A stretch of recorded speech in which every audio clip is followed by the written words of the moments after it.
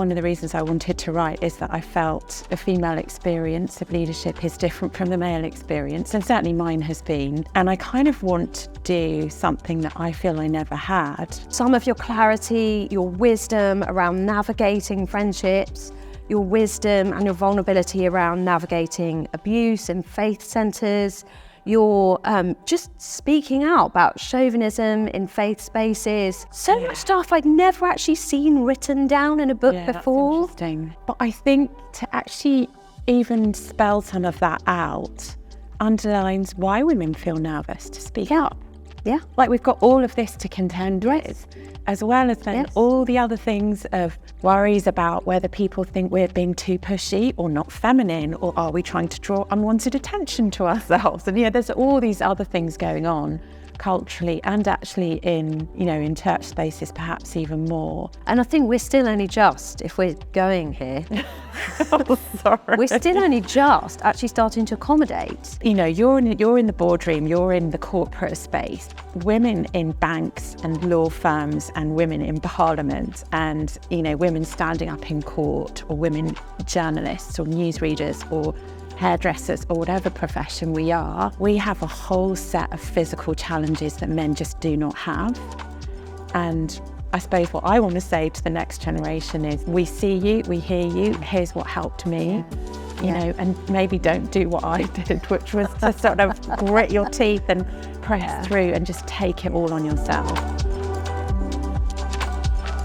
Amy, so lovely to see you. Thank you, so gorgeous to see you. And thank you so much for inviting me to ask you lots of questions about your wonderful new book, which is absolutely fantastic.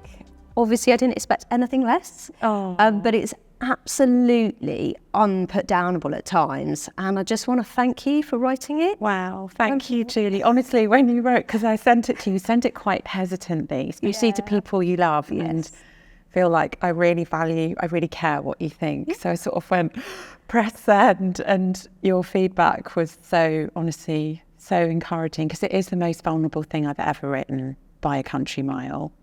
Well, and I know you well, so many of the experiences that you share in the book, I recall. Yes. And we've known each other for 28 years now, and we've walked together through a lot of those ups and downs. Yeah. But even so, there were new things I found out about you, which were really, really honest and vulnerable and raw, but really just so helpful to hear, and so helpful to hear the ways in which you'd struggled, the ways in which you'd faced really awful situations, and then other things that I really didn't know about, like your anxiety attack in the middle of the sea. Oh my gosh, had no idea about that. And so, but also the way you write is so warm, the letter format is really beautiful. Thank you. There's a sense in which you really draw the reader in, and I felt even closer to you after reading the book than before. Thank you. Funny mention the letter format, because sometimes you, as a writer, you kind of think, I want what I write to be helpful and big picture, and not just like personal processing. Like there's a place for personal processing, but that it may not be appropriate to publish it all. Definitely not. But the letter format, I feel like it really enables you to be personal in a way that's hopefully helpful and real and not sort of too cliched. You met all of that criteria 100%. And I think you're right, even reading something that your friend's written, there's always like a nervousness around it. What if I can't bear it? What if it's awful? Terrible. You just have to send the thumbs up emoji. Well done, you tried hard. That was not a problem. And there's a number of things I was very grateful to read actually in a book like this. And that was just some of your clarity, your wisdom around navigating friendships, your wisdom and your vulnerability around navigating abuse in faith centres, your just speaking out about chauvinism in faith spaces. So much stuff I'd never actually seen written down in a book before. That's interesting. Yeah. And just such a relief to have it spoken about honestly. Yeah, there's a validation, isn't there, in feeling like I recognise what you're saying and resonate. And actually that's partly one of the reasons I wanted to write, is that I do think the female experience of leadership is different from the male experience, and certainly mine has been. And I kind of want to do something that I feel I never had, which was like women who are a few years on, not exactly the same as you, but who are just a few years on in life, who will share a bit about some of these things that you find yourself facing. So and you do that really well. So I find that really, really helpful. So a massive thank you on that. And that's fantastic to hear why you wanted to write the book. And it's actually, that goes all the way through the book. But what's the sort of one thing you'd really like readers to take away from the book? Because I found it a treasure trove, and I was speaking to my daughter earlier this week. I was like, oh yes, Amy writes about that in her book, and I'm getting my WhatsApp out and saying, this is what she says. And it really validated her experience. I said, you don't just go through friendship troubles when you're a teenager, which often people do minimise your experience as a teenager, but actually you're learning skills for life. And when you talked about that, that was so releasing, because you go, oh, Amy's had that problem as well. It's not just me. And that's so wonderful. But is there one thing that you would like your readers to take away with them from reading this book? It's really hard to narrow it down to one, isn't it? I will come to answer that more directly, but another sort of strand of how and why I wrote the book is related to, so we're going to go quite deep now. Go for it, is related to the therapy that I needed. So you've mentioned that there's a section of chapters on navigating abuse, and in the context of that, I went through a very traumatic experience. And, we've recorded a couple of episodes really digging into trauma with Frog. He's a trauma survivor as well. But for me, my trauma experience, I needed intervention, I needed help. And so I had a brilliant psychologist, NHS psychologist, who is also a Christian. But I say that because I do not mean I had Christian counselling. Right, yes. Does that make sense? Yes, it really does make sense.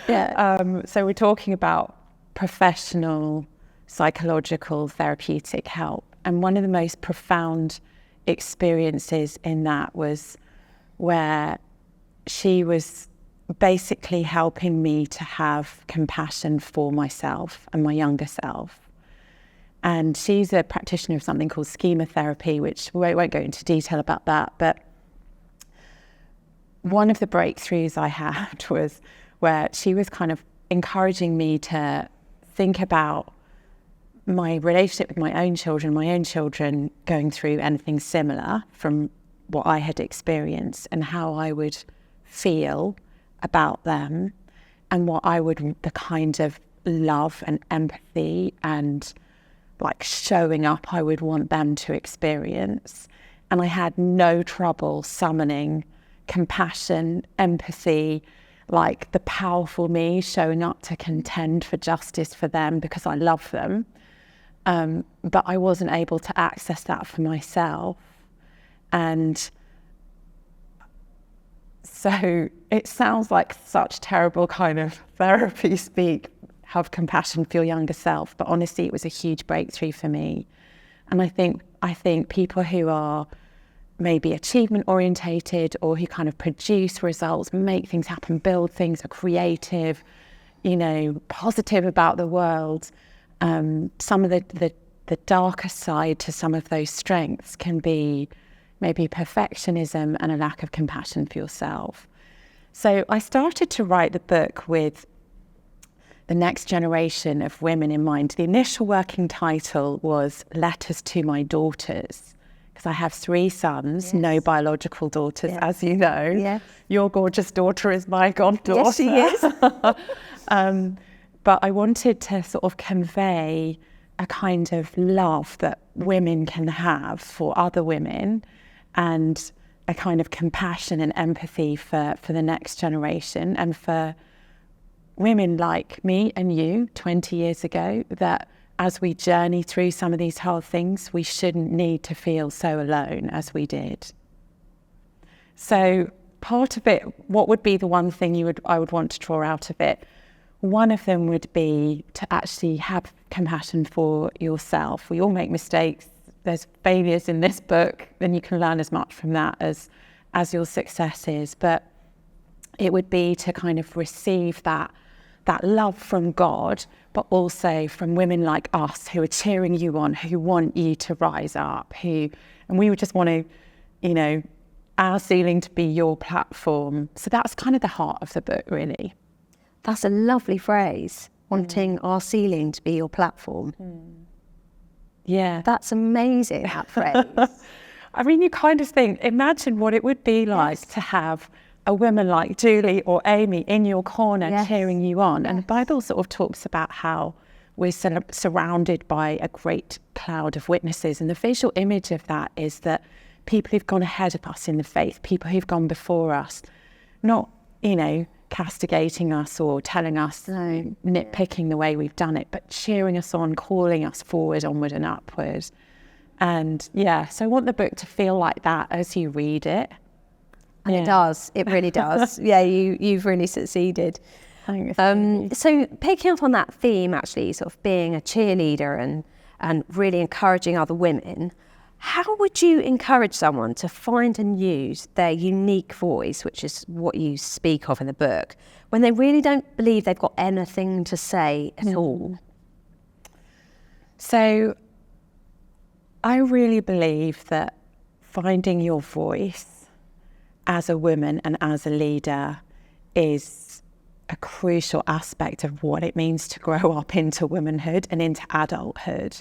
And it may not be that every single one of us is going to be speaking from a big platform, but if you're going to exercise any kind of influence, even just over in your family, you're going to need to learn how to speak and call forth goodness, beauty and truth in others and the surroundings you're in your workplace, whatever.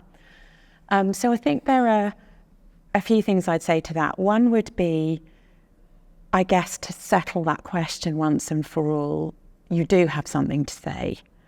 So the question isn't what have you got to bring and to say and to show up to life with.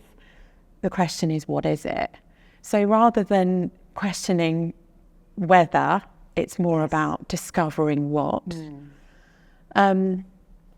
And so maybe come back to that in a sec of how you do that, how you discern what that is. Because I think some people are a bit more intuitive and instinctual and have a high level of ideas and creativity that flow. And others of us need nurture.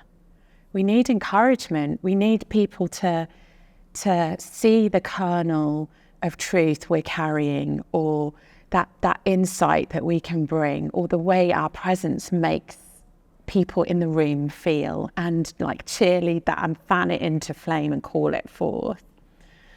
And then I think the second aspect of that, which I think is related as well, is learning then how to do it in a way that sounds like you, not someone else. And if we've been surrounded by very powerful, talkative men, which a lot of women in the church have been, let's face it, we may not have seen women operate with a voice that's anything like ours. We might not have a model that is even approximate to ours. And so there are some quite practical things, and again, I kind of talk about this in the book, about women speaking in public. So, for example, research shows that people make up their mind in the first 30 seconds of someone speaking. This could be in public, but it might be in a meeting at work. They make up their mind in the first 30 seconds and probably sooner whether they're going to listen to what you have to say. So what that means is coming in confidently and strong really matters. So if you're a person who talks yourself up and into your flow, you need to learn how to access that sooner. And there are practical ways of doing that. So you can practice, for example, or you can kind of order your thoughts, maybe even write them down even before you contribute to a meeting. Second thing about women's voices is that people find sounds in the higher register annoying. So for us as women, you know, if we're a bit nervous, our voices go a bit higher. And so we've even got like the physical aspect of sound perhaps impeding our ability to connect verbally. So one of the things you can do before you speak and use your voice is to take a deep breath, to center yourself, to think about your posture, your body language, and to bring the tone of your voice down to its natural register rather than high, and then go say what you want to say. Like, these are really practical things, all of which would add up to you connecting more effectively in that first 30 seconds. And then my experience is that if you're able to do that, you begin to believe you have something to say, because the impact of it in the room is evident, and that feedback then that you get encourages you to do it a bit more. Yeah, absolutely. Those are such practical tips, and some of which I've heard and used actually quite a lot. But as I hear you talk through them, I think, dear Lord, we've got a lot to do just before we open our mouths. Yes, that is true. So I don't want to say all of this to make you feel or make someone feel overwhelmed and therefore I'm never going to say anything. But I think to actually even spell some of that out underlines why women feel nervous to speak up. Yeah. Like, we've got all of this to contend with, as well as then all the other things of, you know, worries about whether people think we're being too pushy or not feminine, or are we trying to draw unwanted attention to ourselves? And, you know, there's all these other things going on culturally and actually in, you know, in church spaces, perhaps even more. So all of that to say, you are not weird to feel a bit nervous before speaking, and the kind of barriers that perhaps you feel exist to you finding and then exercising your voice, the barriers that you feel exist do actually exist, and the research shows that they do. Another study that I quote in the book was done in academic settings. So this is not Christian women in churches that have told women to shut up and, you know, that the man must have prominence, whatever. This is like, you know, academic settings where women have been lecturers for, you know, decades, and where we've had everything progressive that has happened. What the research showed is that if after an academic seminar, a man asked the first question, women were more than 70% likely not to speak. Wow. If, however, after an academic seminar, the first person to ask a question or make a point was a woman, it was far more likely that the other women in the room would speak. Amazing. So how do you find your voice? Well, you help other people find their voice by using it. Yes. So I would say to men listening to this as well as women, if you're ever in charge of a seminar and you've given a presentation and you look out and you're doing a Q&A and some people are raising their hands, always pick the woman first, because it unlocks then the rest of the room. And because the bravery required for a woman to raise her hand is twice as much as the bravery required from a man to raise their hand and then even to ask the question. I think you're absolutely right, and it's the positive feedback loop, isn't it? And so if you're the only female in the room and there's no one to even make eye contact with you or nod along, you're like, oh my days. And you're desperately looking for someone to just give you a nod, that you're on the right track, you know. And so I think as well, I will often clock a woman in the room and then actually nod and encourage. Non-verbal signals. Correct, so that they feel encouraged. And I do think there's times when I've reflected on meetings where I thought, I absolutely have no idea why I'm here. And then I have actually brought quite a lot of good suggestions. Funny that too. And then you reflect back and you think, yeah, I was meant to be in that room. Yeah. But you do need that sort of self-reflection in order to speak up. But again, actually in that forum, I had a very good female chair who also encouraged everyone to speak. So I do just think there's a real... I just think it's really important that other women understand this issue as well, and that they don't. So there's some women who have made it very far have done so by taking on a lot of male qualities, and they're not necessarily empathising with women. Correct. It's the classic Margaret Thatcher problem, isn't it? Yes. A woman who climbed the ladder and then pulled it up after, not trying to get other women up it. Yeah. Whereas some of the best examples, I've got a wonderful friend, and she's made partner recently, and she said, oh, my friend made partner, she said, and you're coming with me. And that was absolutely fantastic. But even at that level, she's still experiencing at the next level up all of these sorts of issues. Just as each level you progress higher, you think, oh, can I speak in this particular room? No, it's so interesting. So I talk in the book about how I was trying to explain this phenomenon to a male leader. He's quite established here in Britain, and someone I'd known for a long time. And I sort of said to him, if I'm in a meeting and I suggest the type of meeting where it's definitely peers, but it's high level people, leading big things, and I will always have in my mind, oh no, or maybe I shouldn't say that, and like second guess myself. He just was utterly astonished. He couldn't believe it, because that isn't the vibe I give off. But I suppose for the younger women listening to this, just to encourage you, it is something you grow your muscles to press through, but it isn't something in my experience, it's not something that has completely left. Because as you say, often then you're in different rooms and higher pressures, and it's something that we need to fight for. Yeah, fantastic. It's so phenomenal to hear you actually articulate all of this. And I have got a very good quote, actually. I've been making notes. I've been studying your book. Amazing. And you talk about, and I'm really grateful for you writing about chauvinism in Christian spaces, because I just don't think we expect it. We expect Christians to be really good. Yeah. But not always, right? And often I've found the chauvinism's really unspoken.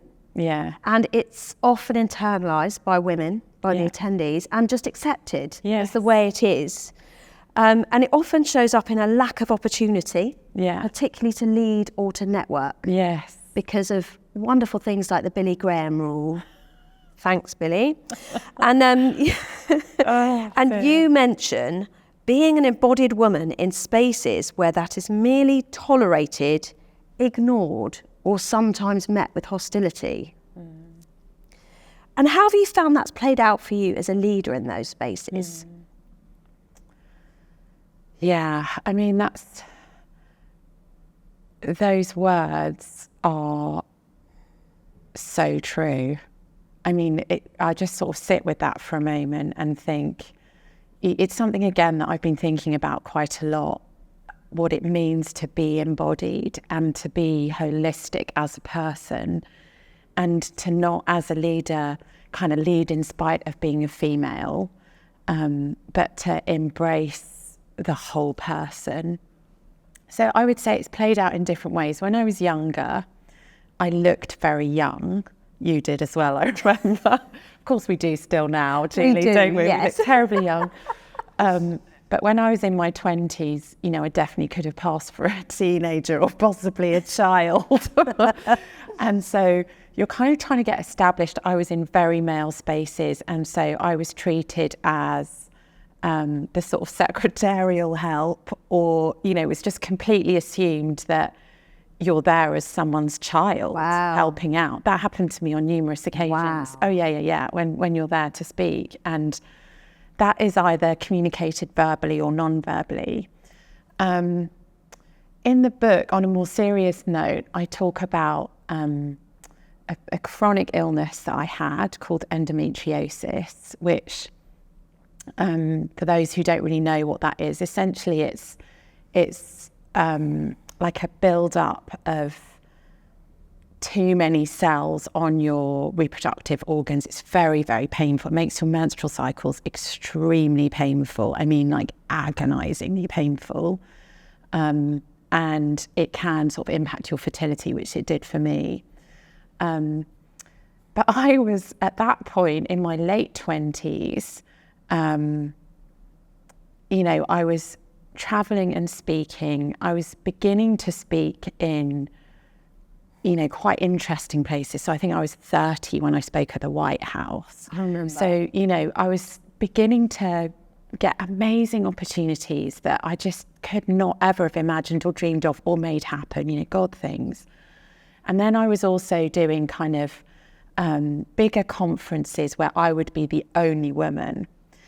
And I just found that I knew at a cellular level and a deep psychological level that I couldn't mention the pain I was in, because, that would involve mentioning menstrual pain to professional male Christian colleagues who already think you're a bit of a weird person being female doing what you're doing, and who perhaps question a bit your credibility and robustness in the subject. Because I was in Christian philosophy and in a more academic theological settings, and so what that meant is, you plan your diary a year in advance. So you're receiving invitations a year in advance. You say yes, no, book it in.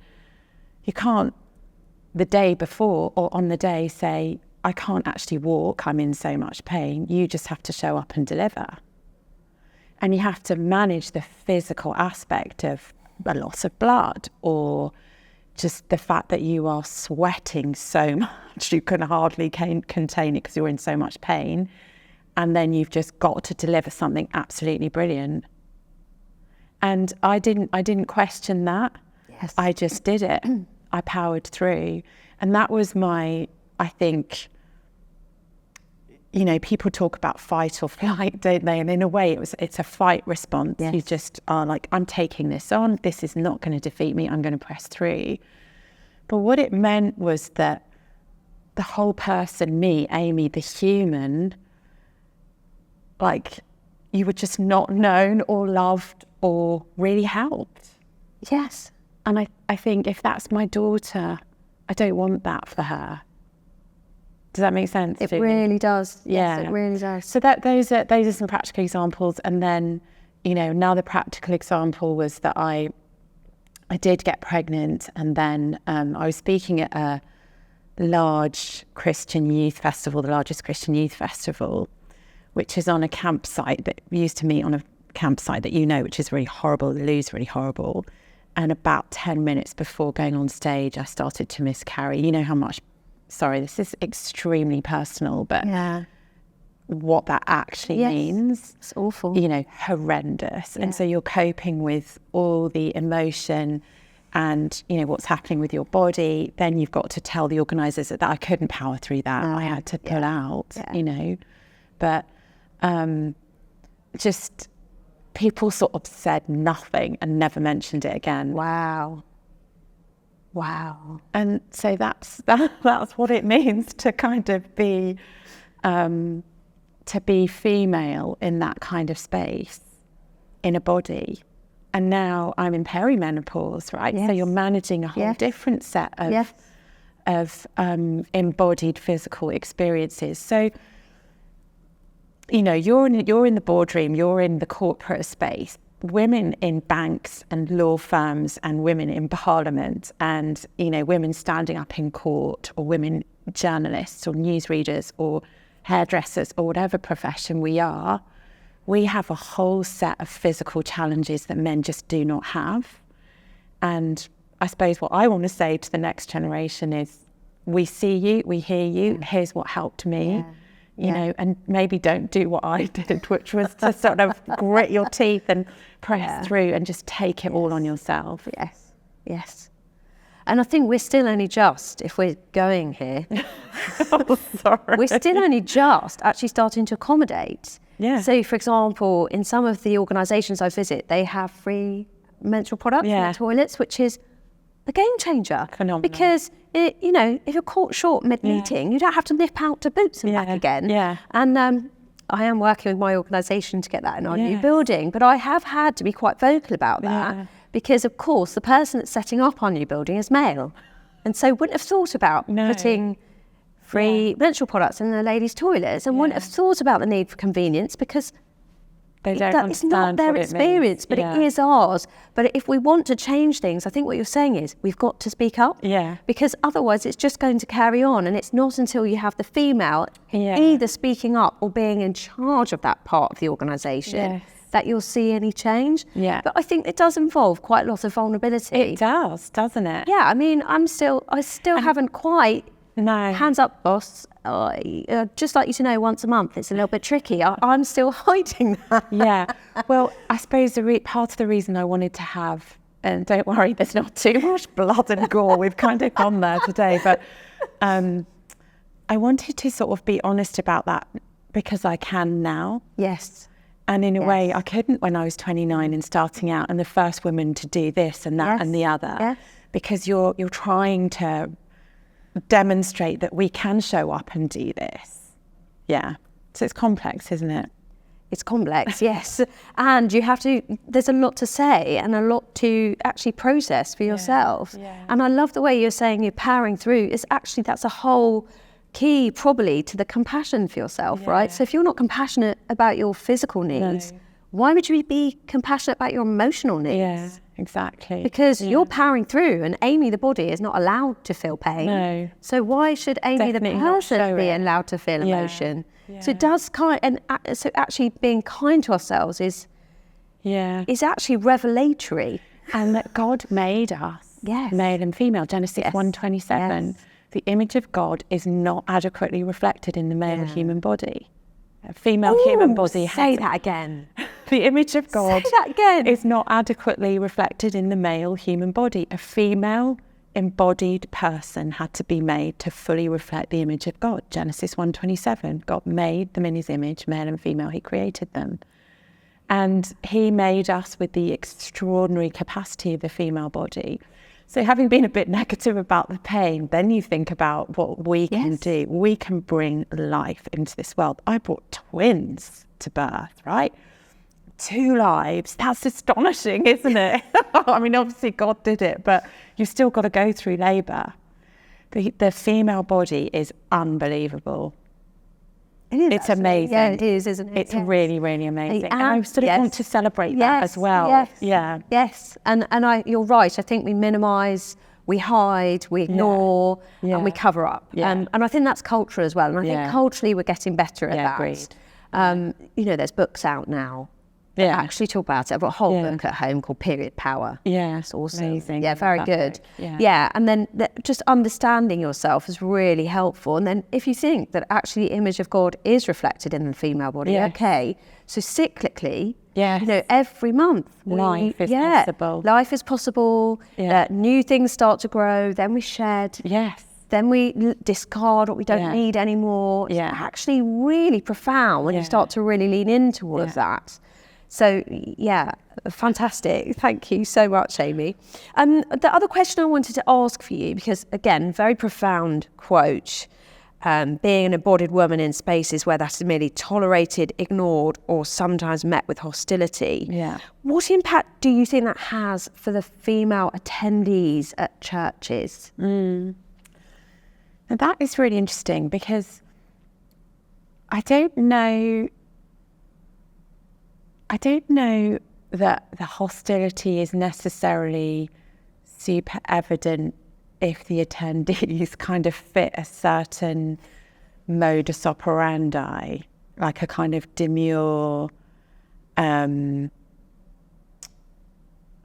the Old Testament, in Genesis again, it talks about how Eve is the Ezer, the helper. And there's a whole sort of school of interpretation around that, which is totally wrong, which is that, helper is this kind of submissive, enabling role that sort of facilitates basically the man to have things how he wants. Whereas actually that word Ezer everywhere else in the Old Testament refers to God. And when translated as referring to God, it's deliverer or saviour. So the fact sounds about right. The fact that Eve is actually prophetic of the role of the female body in bringing the salvation of God into this world, because the biological male is not involved in the conception of Jesus. It's a female body a woman, Eve's daughter, Mary, who brings this Messiah, this life that's, the prophetic fulfillment, the one who'll crush the serpent's head. So anyway, that I digress. That's kind of more theological. You digress, but that's it's really powerful. Okay, so if you're in a church where basically, in order for women not to be kind of offensive, they're in a kind of posture of catching the balls and sort of spinning the plates, and in the background, a woman who walks into that in more of a kind of Deborah mode, or Proverbs 31 sort of mode, where she's actually managing staff and has staff and is buying and selling and has strategic planning, or a woman like Martha, who says to Jesus, if you'd been here, my brother wouldn't have died. She tells Jesus off for the problem of suffering, And Jesus' response to her is not, Martha, you've overstepped the mark. He says, Martha, I'm now going to entrust you with one of the most outstanding statements of the New Testament. I am the resurrection and the life. You are the witness to this. So, Martha becomes, if you like, one of the greatest theological teachers of the church, because we only know that statement because she memorized it and told John. John wasn't there, right? So if you're going to show up in a church as a Martha sort of a woman, or a Deborah, or a, Lydia, who ran her own business, or whatever, Phoebe, who led the Roman church, then in some churches that might be met with hostility. And that might be pretty subtle, or it might be pretty overt. It might be passive aggression, or it might be direct aggression.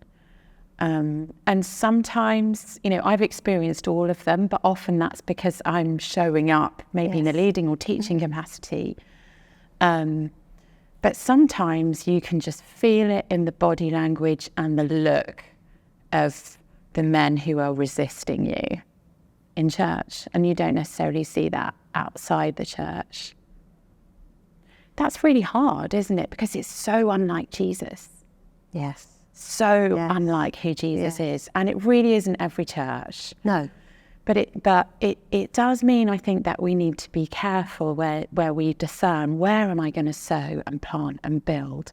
Where am I going to be planted in a community of faith? And is this a community that is beautiful, true and good? Is this a community where, I'm welcomed as the person I am? And that would be an experience for a person of colour that, we don't share that experience, but my friends who are people of colour would have another dimension to that experience. Yeah. That's fascinating. I just think so much of what you've unpacked theologically is so profoundly important, and we have skirted it or avoided it so much in church. Yeah. You think how much that matters. Yeah. People know, what Isaiah means and who Eve is and who Mary is and who Martha is. And I suppose one of the things that I feel as well is men need to hear biblical teaching about female role models as well as male role models. And women need to hear biblical teaching about male role models as well as female role models. It just really does matter. It really changes everything. So even, what we're teaching on and what our expectation of what the Bible is saying is massively shapes then how culture forms. Yes, and one of the things I've often found is just not seeing my life really represented and not seeing my experience represented. And actually, the longer that's gone on, the more furious I become about it. I remember reading in some devotional, Jesus has experienced every form of human suffering. I went, no, he hasn't. He has not had a period. No, that's a lie. That is not out of scripture. You made that up. Like, oh, and let me look at who wrote this. It was a guy. And the more you sort of have that sort of thrown at you, it's actually really demoralising. And so you end up having to look for the women and desperately search them. I never forget, I came across Axar recently. She's amazing. But there she was buried in the Old Testament with just a couple of lines, but they were very powerful lines. And I was just so excited to find a female who was asking for things and getting it, and knew what to ask for, knew to ask her father, knew to ignore her husband, get off the donkey and actually ask for some stuff. And she, she got it. So good. To just find that female was a light bulb moment, and too astonishing. I should have been much more familiar with those women. They should have been part of the teaching on an ongoing basis. Actually, the reality is that both the Old and New Testament do centre and include the voices of and life experience, including the suffering of women, rape, sexual assault, even, mutilation, physical suffering, enslavement, domination, the suffering, infertility, it's there. But as teachers of the scriptures, we need men who can draw that out and women who can draw that out. And that's a great passion for me. Yes, and it comes across. It's fantastic.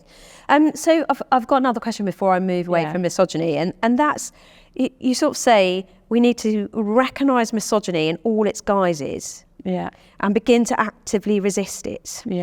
Now, what do you think are some practical ways that we can actually do that, especially when it's hidden and sometimes actually internalised? Yes.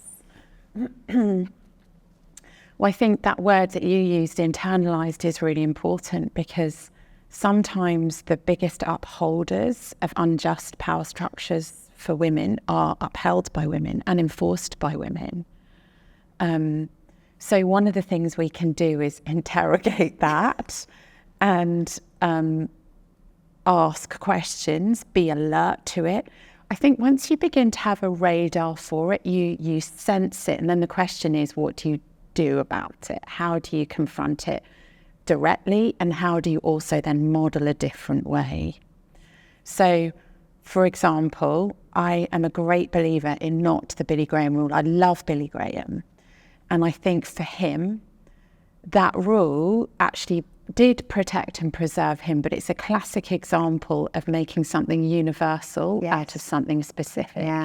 Because there is no one on earth who is filling stadiums like Billy Graham was today. He was a real one-off and unique person. He was travelling at a time that was a totally different time as well, and all of that. Away from home often for 6 weeks, getting on a boat, and that sort of thing at the beginning. So one of the things we can do is model women leading and mentoring men, as well as men leading and mentoring women, as well as women leading and mentoring women. So on teams I've led, I would always have made an effort to be pouring into young men as well as young women. And then that just breaks down so many things, because men are learning non-verbally. Oh, I can learn from a woman. Yes. And then when they begin to hear dismissive things about women, it's not like the only women they have contact with is the woman who, served them in the domestic sphere, their mother, and the woman who now serves them in the domestic sphere, their wife. Do you know what I mean? Or maybe their sister that was quite annoying when they were younger, but possibly she's in there. But they're actually operating in a healthy way with strong and powerful women who've given great things to them, including opportunity and feedback and encouragement and, things that they know they need. So that would be one way. And then I think not letting things go too easily. And I definitely did not do this, by the way. So I think I just sucked a lot of it up. And just thought, well, I don't want to be the pushy woman who's sort of fighting for her rights, and, I'm not the feminist campaigner. I'm just going to prove you all wrong with the sheer excellence of my work. That was kind of the approach. I don't think you're alone in that approach, actually. Yeah, exactly. And, I want to kind of incarnate and demonstrate a different way rather than verbalizing critique or challenge. And I think some of that is good, right? Because we need demonstrably excellent women who do deliver good stuff that men want, and then clearly they can't really argue against it. But it's not enough. We do need to point things out, and where we have a voice, just encourage people to see it and observe it. So often,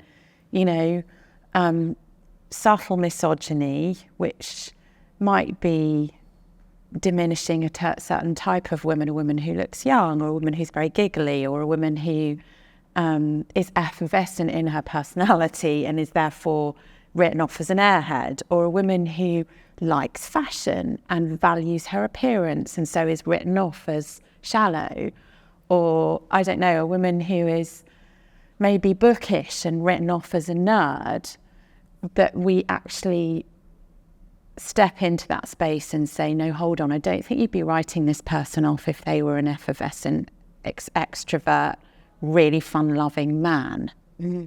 You wouldn't be characterising them with those same words. And then just being really alert as well to stereotypical uses of words. So words like hysterical or dramatic, or even words like gossip, which are really weaponised against women, because women who talk and disclose and share things that need to be talked about and discussed and disclosed might be dismissed as gossips. So, yeah, challenging misogynistic use of words, I think, is really important. That's excellent advice. Yeah. I thank you so much for that, Amy. That's just been so helpful, really powerful.